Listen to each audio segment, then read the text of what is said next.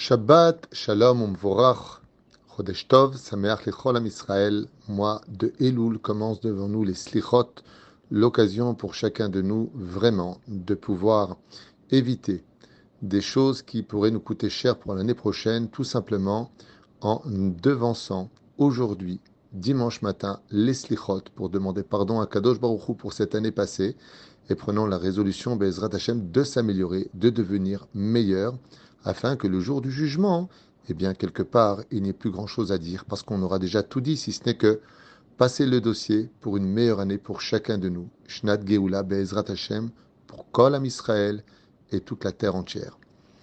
La paracha de la semaine est la paracha de Shoftim, composée de 41 mitzvot, dont 14 mitzvot assez, mitzvot positives, et 27 mitzvot lota assez. Duquel parmi ces mitzvot, hormis le fait que Akadosh Baruch Hu nous demande et nous conseille vivement d'écouter ce que nous disent nos sages, même si ça va à l'encontre de toute logique, que si ton Rav te dit que les Chachamim, que ta droite c'est ta gauche et que ta gauche est ta droite, tais-toi et écoute-les.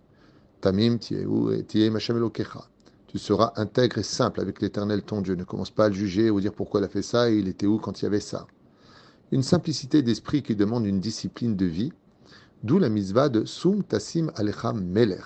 Ainsi, tu mettras sur toi, le peuple d'Israël, un roi. Les lois sont nombreuses à propos de la royauté d'Israël. Il doit venir de la tribu de Yehuda uniquement.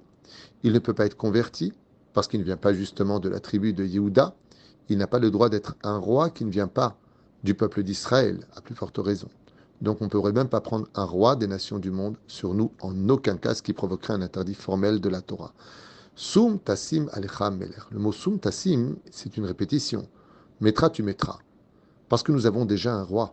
Et le roi, c'est le roi des rois. Shmuel Hanavi, quand on vient lui demander de nommer un roi d'Israël, eh bien, il s'y oppose. Parce qu'il dit, mais nous avons déjà un roi.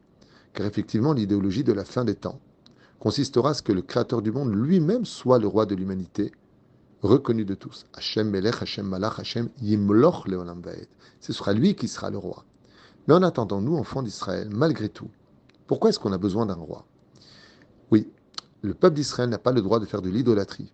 Rien ne représente de façon euh, figurine ou statue ou autre, quoi que ce soit qui représente le judaïsme dans la Torah, car cela est strictement interdit pour nous, si ce n'est que le chérubin qui était placé dans la caporette, sur le capot, à l'intérieur du Kodesh HaKodashim, dans le Saint des Saints.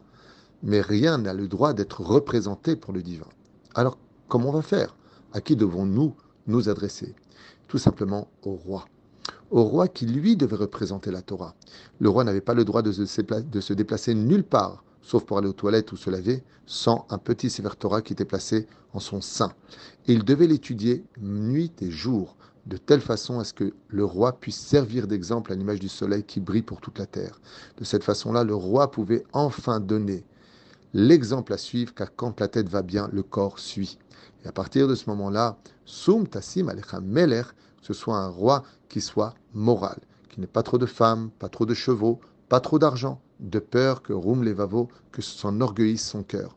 Et quand on avait un roi, comme le roi David Amelech, le roi Salomon, et tous ces grands rois Chizkiyahu Amelech, qui ont dirigé le peuple d'Israël, alors ils étaient l'exemple. Si le roi lui-même faisait Baruch Hashem, soumission à Dieu, dans la pratique du Shabbat, de la Torah et des mitzvot, le peuple d'Israël pouvait complètement suivre cette idéologie. Car quand on a un roi exemplaire, ça donne envie aux autres d'être aussi exemplaires.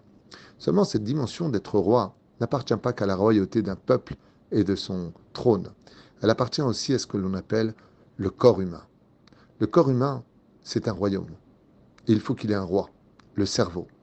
Si Baruch Hashem, j'arrive à canaliser mes midot, ce que je suis, ma vertu, alors que mon cerveau ordonne à mon cœur, parce que Dieu nous interdit de suivre le cœur, et que je décide de ma vie, de ce que je vais manger, pas manger, cachère ou pas cachère, je deviens Pashut Meod. Dans la transcendance, même en hébreu de Moach, c'est la lettre même. Lamed, c'est la lettre du mot cœur, lève. Kaved, c'est la lettre du mot, donc Kaf, la lettre du mot foi. Quand je pars du haut vers le bas, même Lamed Kaf, là où se trouvent les trois niveaux de Neshamot. La Neshama se trouve au niveau du cerveau, le Roar se trouve au niveau du cœur, et le Nefesh se trouve au niveau du foie. Eh bien, quand je pense, Sum tassim alecha melech, sois roi de tes sentiments, sois roi de tes émotions, décide, ne te laisse pas emporter. Alors, du haut vers le bas, j'obtiens les lettres du mot melech, car je dirige mon corps, je dirige ma famille, je dirige, pas dans le sens dictatural, dans le sens exemplaire. Comme on dit, il m'a donné et aidé comme un roi, avec une main large. D'être un roi, c'est celui qui sait relever les autres, c'est celui qui sait montrer l'exemple aux autres, et pas écraser les autres ou utiliser la dictature pour s'imposer vis-à-vis des autres. Ainsi donc, Akadosh Baruch Hu nous dit, Melech sum tassim alecha. Sur toi-même, tu mets un roi. Que tu réfléchisses bien avant de faire les choses titbonen, comme on dit en hébreu, pour que le même influence sur le lamed et sur le chaf. Ainsi donc, tu seras roi. Et tu ne t'effondreras pas à la moindre épreuve ou à la moindre émotion, trop de sensibilité. Il serait temps que tu reprennes les rênes de ta vie. De l'autre côté, si tu prends tout à cœur et que ton sang se caille, donc le foie, kaved, ensuite les sentiments du cœur explosent de colère et d'émotion, pour en fin de compte réfléchir et se rendre compte que tout ça a servi à rien, ça ferait donc kaf lamed, même, en hébreu, klum, qui veut dire rien. Sum tassim alecha melech. Il serait temps que tu deviennes un roi, car même si le peuple d'Israël doit avoir un roi, n'oublions pas que nous avons le devoir d'être le roi de ce que nous sommes à l'intérieur de nous-mêmes, de décider de moins dormir, de moins manger, et de ne pas se laisser aller par l'addiction ou par la faiblesse d'un esprit qui dort trop, alors que le cœur et le foie se régalent de ce qu'ils puissent en ressortir. Sois un roi d'abord vis-à-vis de toi, sois un magnifique roi dans le royaume dans lequel tu vis, dans ta famille, pour faire de ta femme la reine et de tes enfants les sujets et les ministres de ta vie. Et surtout, quand on aura le roi Mashiach, Be'ezrat Hashem Barach, alors disparaîtront toutes ces impuretés de ce monde. Et Baruch Hashem, toute cette poubelle politique que nous traversons, qui est terrible, avec la droite, la gauche, qui s'insultent au nom de la démocratie, de la dictature. Ce qu'il y a de bien quand il y a un roi, c'est qu'il n'y en a qu'un qui pense pour tout le monde. Et cette pensée, peut-être qu'elle est difficile ou dangereuse, mais au moins ce qu'elle évite, c'est qu'on ne soit pas tous divisés. Le roi, c'est celui qui est uni, parce qu'on le suit, parce qu'on a confiance en lui, surtout s'il a de la Torah dans le cœur et un cerveau pour nous diriger. Shabbat Shalom Chodesh Tov et Sameach Chodesh El Teshuvah.